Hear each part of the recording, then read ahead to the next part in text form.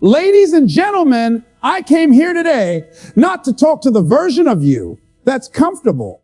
I came here to shake the soul of the one inside you who knows there's more. I want to speak directly to the person who's living a better life than before, but not the life they were born to live. Because better can be a trap. That's right. Better can be a prison dressed up like progress. You see, once upon a time you were struggling. You were down. You were barely making it. You prayed for a breakthrough and it came. Life got better. And now you've got something to lose. So you stopped chasing what you were born for and started protecting what you settled for. But I came to tell you, don't you dare settle for better when G-right-ness is calling you. Let me ask you something.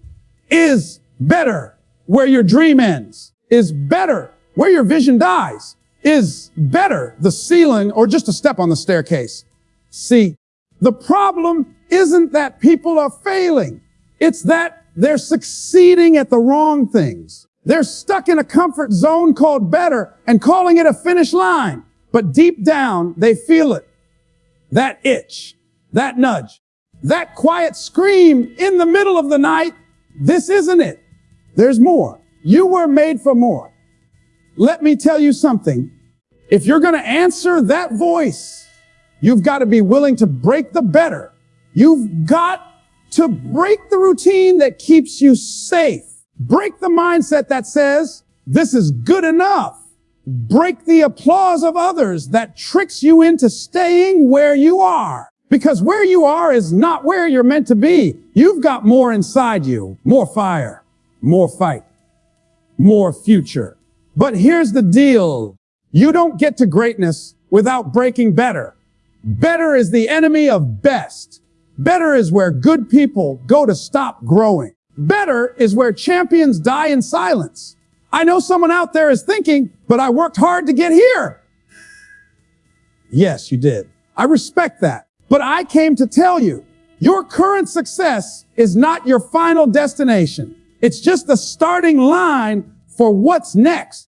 You don't climb halfway up the mountain and call it the peak. You don't run half a race and claim victory. You don't live half your dream and call it destiny. No, you push, you press, you break what's holding you back, even when it looks like progress. Sometimes what's holding you back isn't pain, it's comfort. Sometimes the biggest chains are the ones made of gold. And sometimes you've got to walk away from what's working so you can run toward what's waiting. Don't you dare get stuck in better.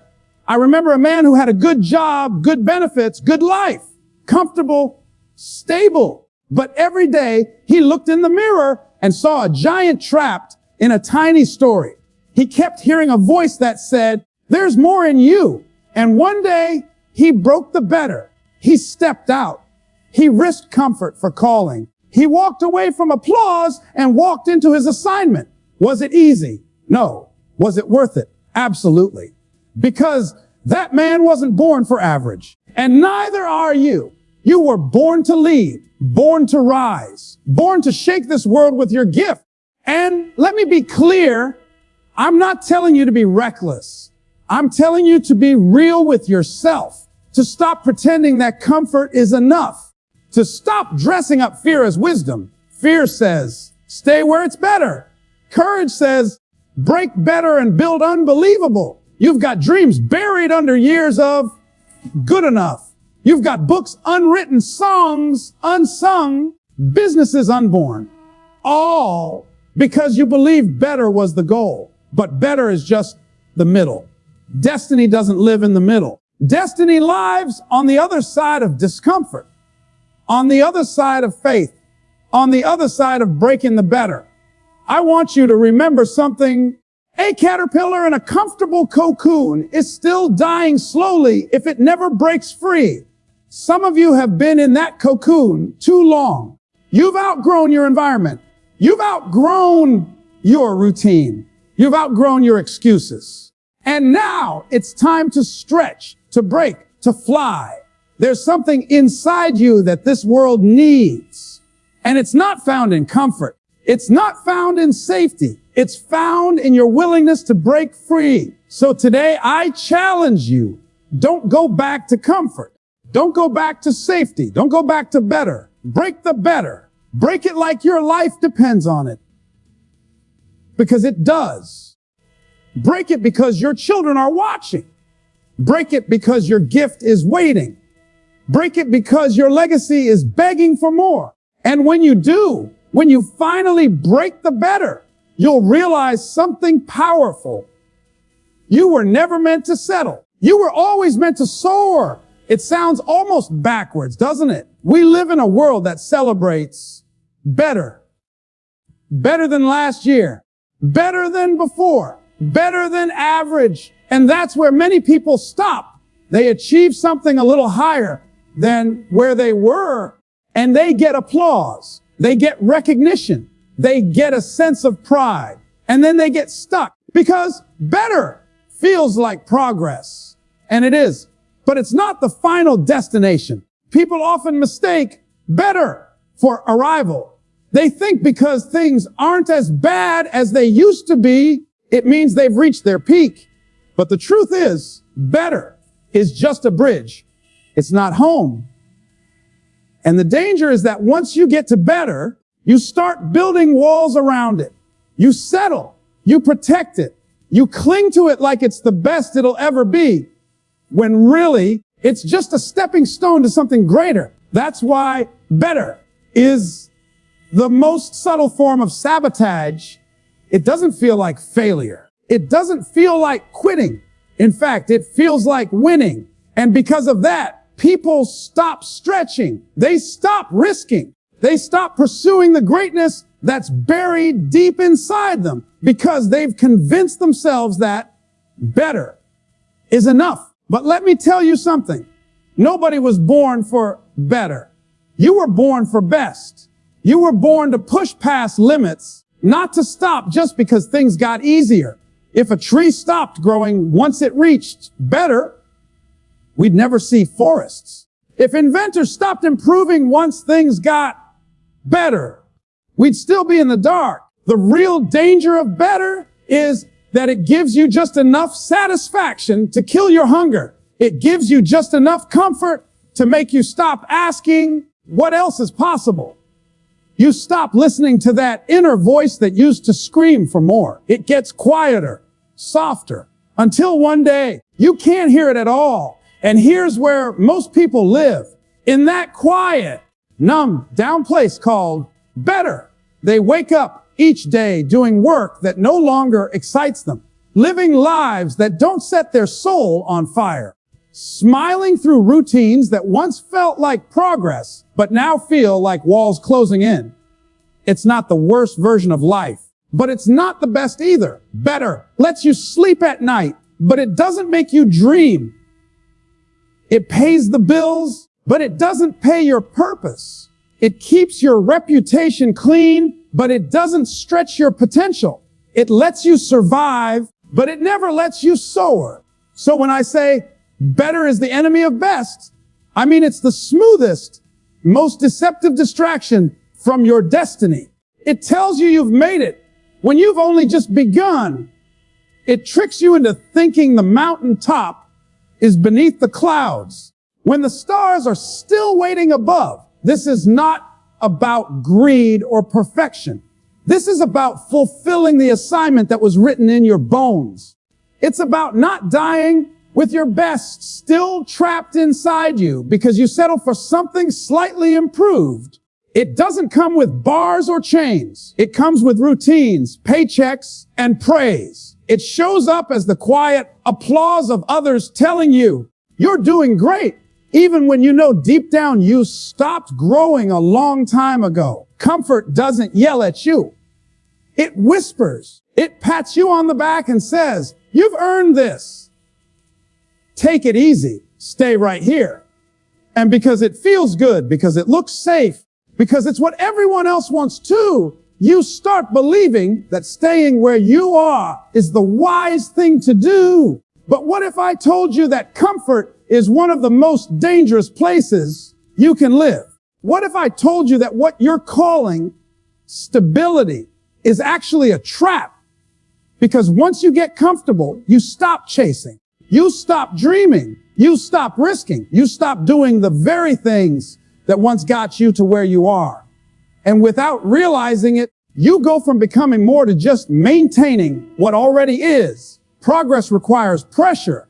Growth demands friction. Every time you've elevated, every time you've expanded, every time you've broken through, it wasn't during a comfortable season. It was when things got tight, when you were stretched, when you were tested. But the moment we taste a little success, we start avoiding those moments. We confuse peace with purpose, and we start protecting the shell instead of feeding the soul. That's how the cage forms. Slowly, quietly. You stop saying yes to hard things. You avoid anything that threatens your rhythm.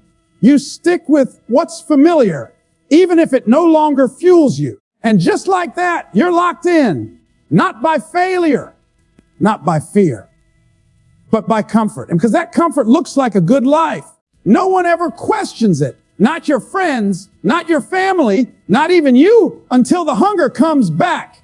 That hunger that says, there's more. That whisper that says, you weren't made to just coast. You can't fly when you're trying to protect a nest. You can't lead when you're afraid to leave the crowd. You can't transform when your only goal is to remain the same. And yet, comfort convinces you that safety is success, that risk is recklessness, that dreaming again is dangerous. The most powerful cages are not made of steel. They're made of praise, of approval, of a steady paycheck and a soft routine. And over time, you forget what it felt like to be bold. You forget what it meant to wake up on fire. You forget what it looked like to scare yourself with a goal so big it made your hands shake. That's what comfort steals from you. Not just your ambition, but your aliveness. It keeps you moving, but not expanding. It keeps you busy, but not fulfilled. It keeps you surrounded, but not connected to your deepest calling. It gives you just enough not to quit, but never enough to feel fully alive. And here's the trap. When you look around, everyone else is in the same cage, smiling, working, living. You don't realize you're trapped because you're surrounded by others who've also chosen the cage. The illusion is so strong that it becomes your reality. But illusions don't change lives. Truth does. And the truth is, if you're not uncomfortable, you're not evolving. If you're not being stretched, you're not being shaped. If you're not risking, you're not growing. Comfort is the cage that convinces you to stay small, even when greatness is begging you to rise. At some point in life, what once felt like a blessing can become a burden. The job that once excited you, the routine that once gave you structure, the role that once brought pride, can all become cages if you hold on to them too long. Growth is about movement, about evolution, about leaving behind what no longer fits. But too often, we find ourselves defending what we've already outgrown because it feels familiar, and we fear what lies on the other side of change. When you protect what you've outgrown, you're not preserving success. You're postponing your next level. You can't pour new vision into old containers. You can't chase new dreams with outdated habits. And yet, people try. They cling to the version of themselves that once worked, not realizing that their future is waiting for them to let go. We've all seen it. The athlete who stays in the game too long. The artist who keeps making the same music because it once sold well. The leader who refuses to evolve their style even though the world has changed.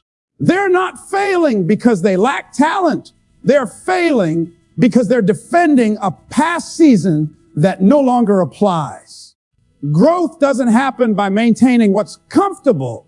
It happens when you recognize the signs that say, this chapter is complete. It takes courage to move on from something that still works, but no longer stretches you. It takes wisdom to know that staying in the same place just because it's safe is the quickest way to lose momentum. If a tree refused to shed its leaves, it would never make room for new ones to grow. Nature doesn't cling, it releases. And so should we.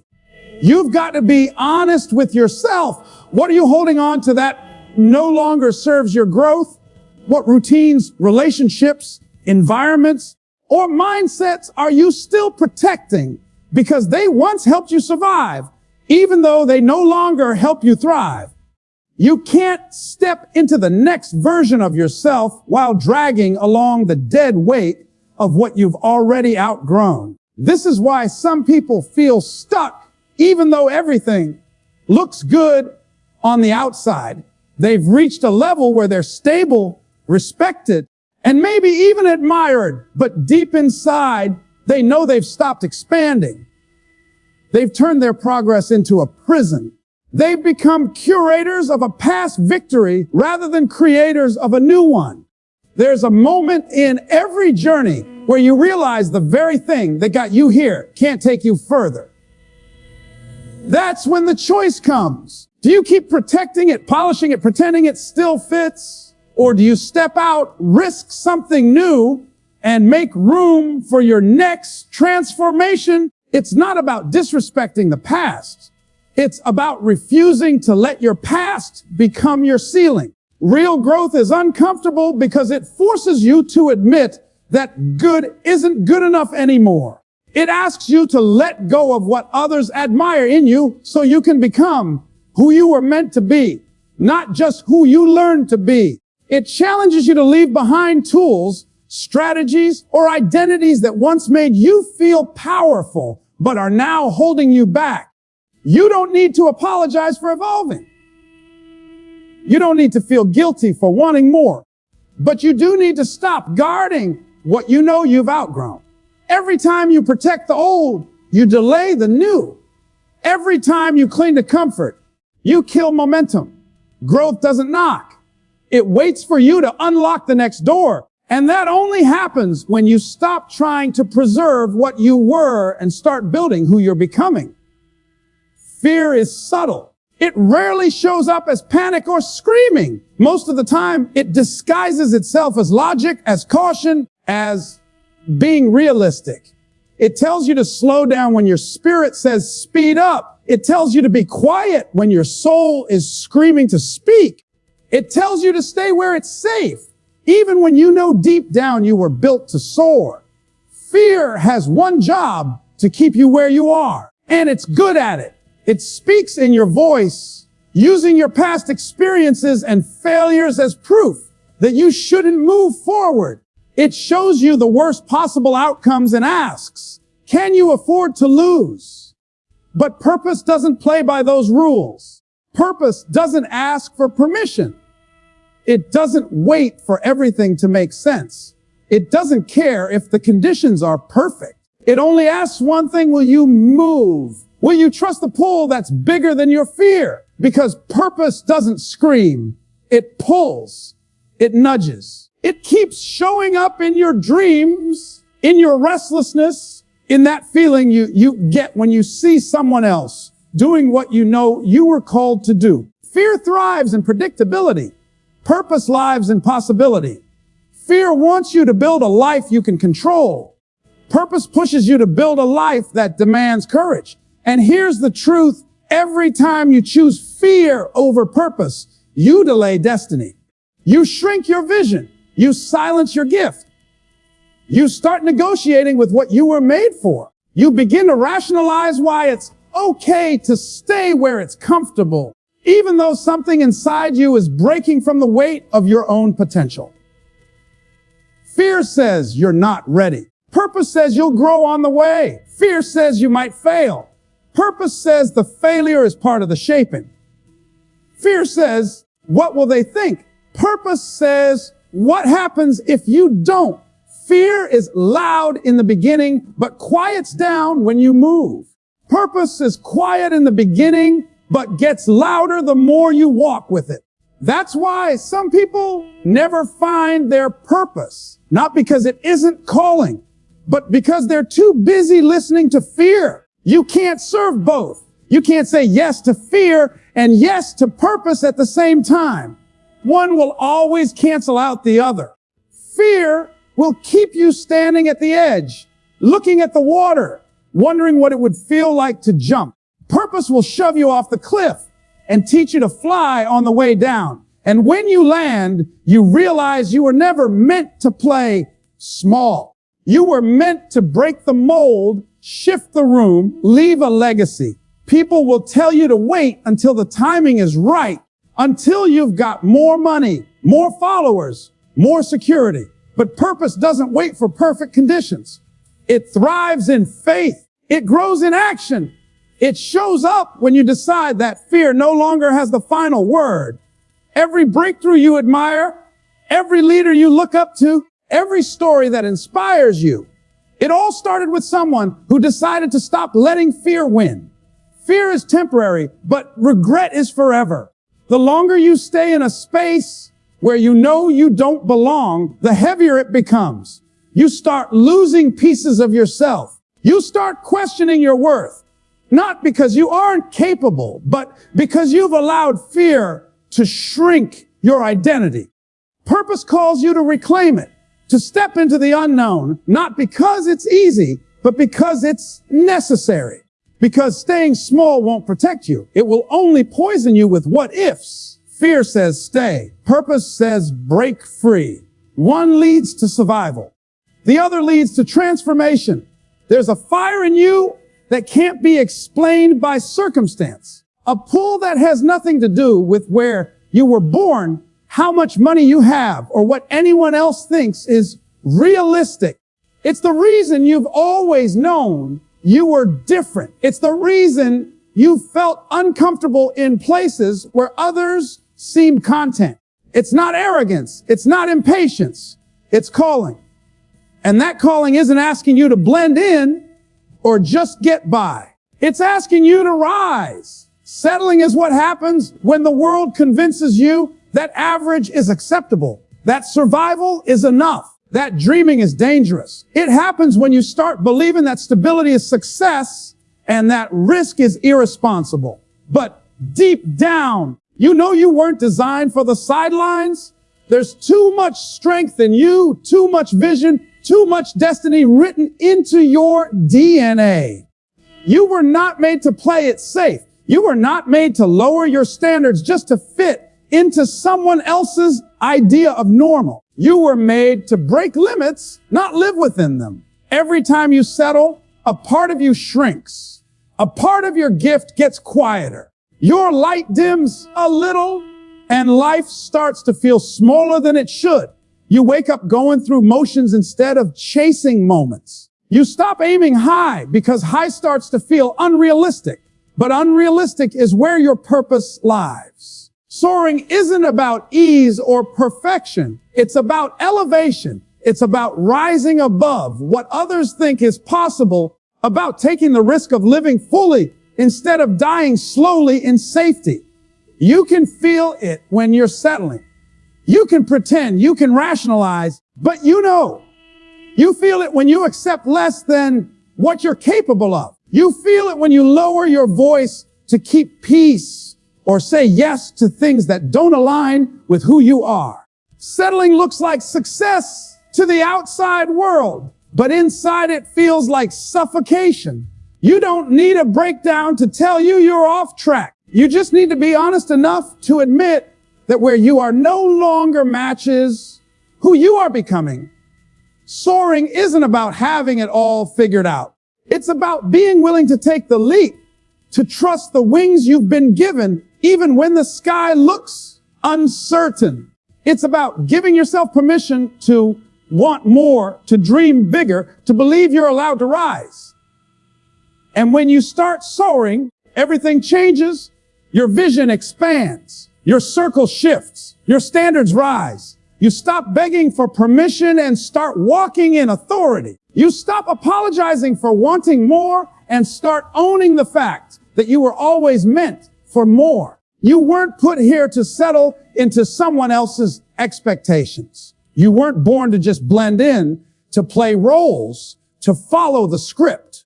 There's something only you can bring to this world, a sound, a vision, a presence that can't be duplicated. But you can't access it when you're playing small. You can't unlock it when you're busy trying to be acceptable instead of impactful. Settling steals your roar. It quiets your power, but soaring restores it. It brings you back to the raw, unfiltered version of who you were before the world told you to tone it down. You've got wings not to decorate your back, but to lift your life. You've got vision not to be hidden, but to be pursued with everything you have. Every time you choose to rise instead of shrink, to move instead of hide, to speak instead of stay silent, you honor the truth of who you are. You weren't made to survive quietly. You were made to rise loudly. You were never meant to settle. You were born to soar.